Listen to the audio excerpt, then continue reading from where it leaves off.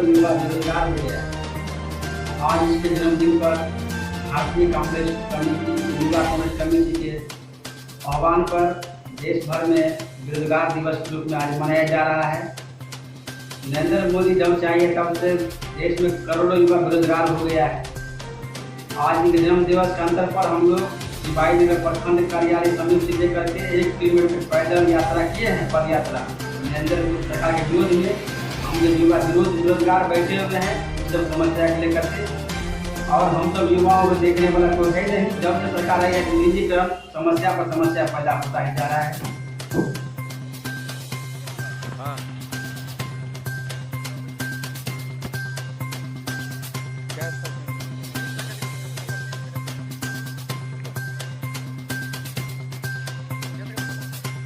धीरे धीरे